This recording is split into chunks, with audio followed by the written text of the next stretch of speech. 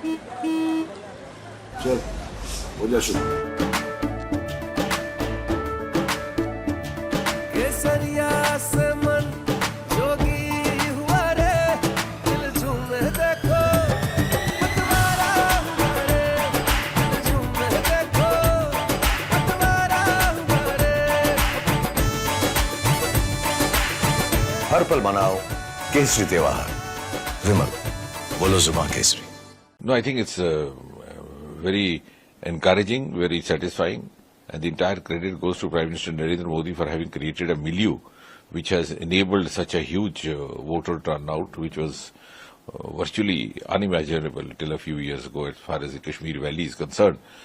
And even in the Anantnag Rajouri seat, even by midday, the polling was almost as much or higher than the national average.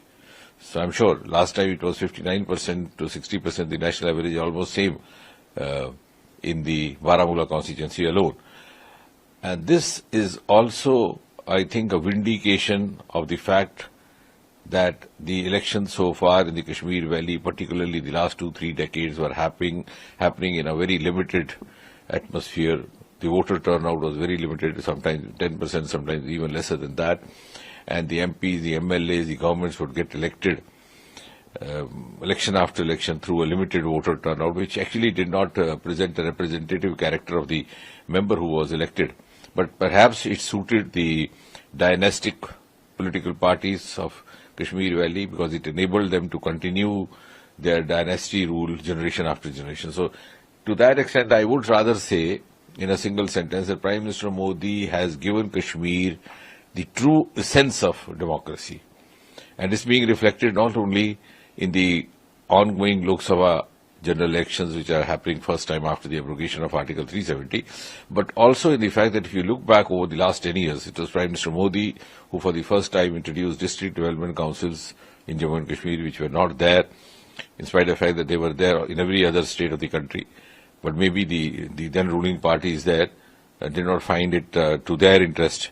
Even though they spoke about autonomy, they spoke about self-rule, but for us, the self-rule is the rule which develops from the ground, which is born from the ground, which is born from the grassroots. And that is the first time that Prime Minister Modi introduced, and he took a personal interest. For the first time, elections were held to the panchayats in a very open atmosphere. And for the first time, the 73 and 74 amendment of the constitution were also introduced by the government headed by Prime Minister Modi, which empower the local bodies, particularly the panchayats and the municipal councils, and the central allocations go directly. Now, the irony is that these were the political parties ruling in Srinagar, in Jammu, which spoke of autonomy, which spoke of self-rule, but they did not allow the grassroots democracy. And for the first time, I think, and maybe there was also a vested interest that the central allocations were going directly to the state ministry, and not directly to the panchayats or the local bodies, as is happening now. In spite of the fact that 73 and 74 amendment were brought during the Congress government headed by Rajiv Gandhi, but though Congress being a part of the government, both in the erstwhile state of Jammu and Kashmir as well as in the centre, did not allow that. So if you take it in totality, I think sequentially, if you see over the last 10 years, there's a gradual journey towards mainstream democracy.